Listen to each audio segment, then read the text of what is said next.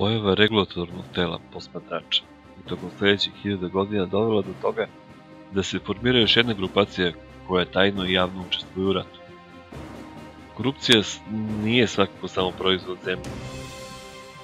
Ona je raširena svemir. Korupcija se javila i u tom ratu.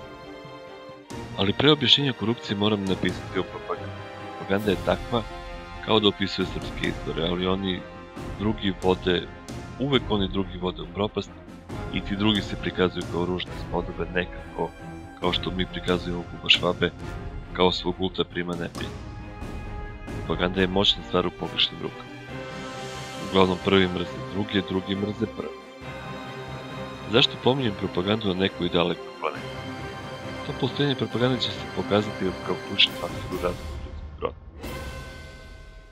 Korupcija počinje toliko da jača da jedna ili druga strana ili obe počinju da proizvode oružja sve moćnije i sve bliže uništenju civilizacije. Jedno od takvih oružja počinje da obećava više nego drugo. Gradnja je tajna.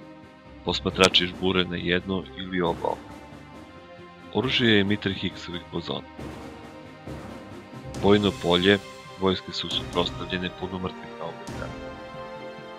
Trudim se da to u svojoj glavi držim kao sliku neke srednjovekove bitke, ali je sigurno daleko od toga.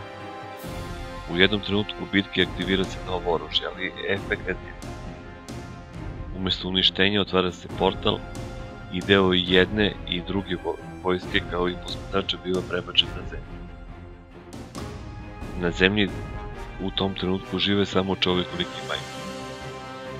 Bogovi su stigli.